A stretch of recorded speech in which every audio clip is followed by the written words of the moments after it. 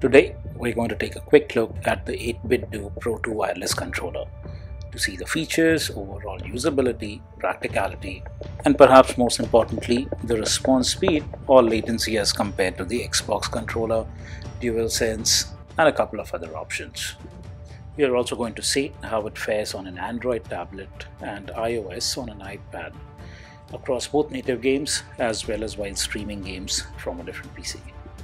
Let's take a quick look at the feature set. The controller comes with a rechargeable battery and charges via a Type-C port. Now, in my experience, the battery is more than adequate for long sessions to easily last through several days. But one special party trick that it does have is the ability to swap out the rechargeable battery with a pair of regular AA cells. So in case you run out of juice during an intense session, you always have this option. The buttons are nice and tactile. The analog triggers have a great balance, although they aren't adaptive like the DualSense. I do really like the D-pad, but again, I stick to mostly modern games that do not use it much, and some retro gamers may find it inadequate. Alright, enough of context, let's get right into the testing.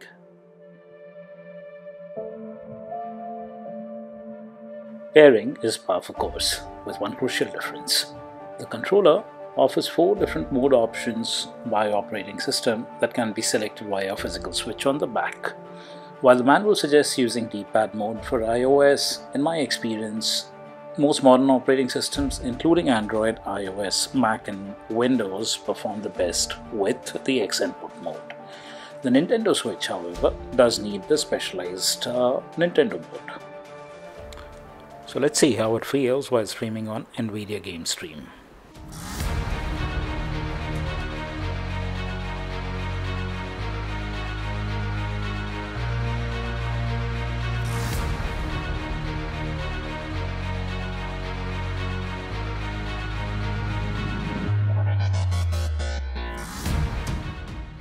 Damn, it feels absolutely great. Now on to the latency tests. For this, we're first going to use a native game, Dead Cells. Since systems cannot tell the latency by themselves, we'll use slow motion capture to assess the delay. Now closely watch the gap between a button press, the action to be seen on the screen, and the stopwatch running on the side.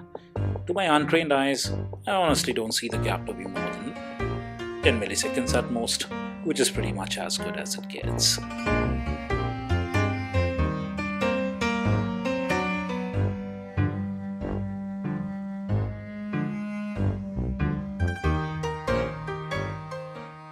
Time to bring out the Xbox Series X controller. Now to my eyes, I don't honestly see any difference at all. Both the controllers seem to be doing a really good job at keeping the response times rather fast.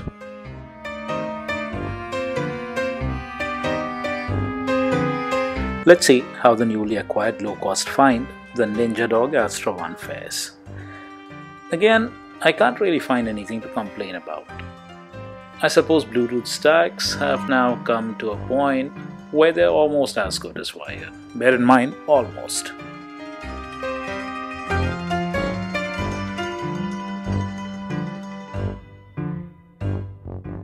Alright, time to bring back the 8Bitdo, make things a little more difficult this time. Android and streaming from a local PC to just make things a little more difficult for it.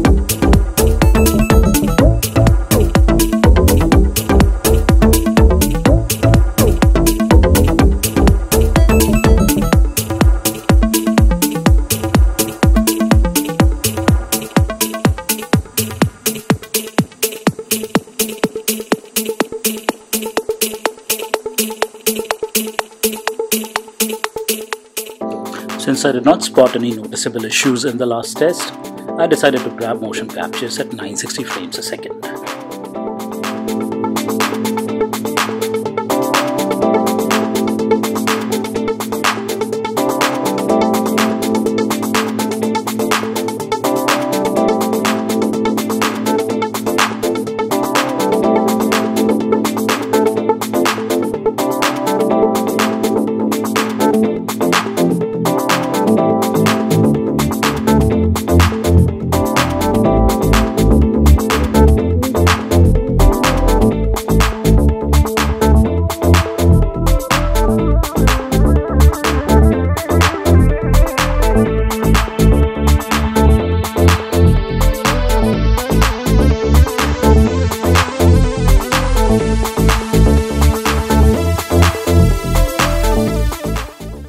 So to conclude, overall I find it's a beautiful and rather well-made controller. The ability to maintain multiple pairings is a big bonus, at least for me. The controller accuracy is as good as it gets, and the connection latency too is pretty solid. Overall, for me, it's a 9 out of 10 and a solid recommendation. Get it if you can find one. Thank you for watching.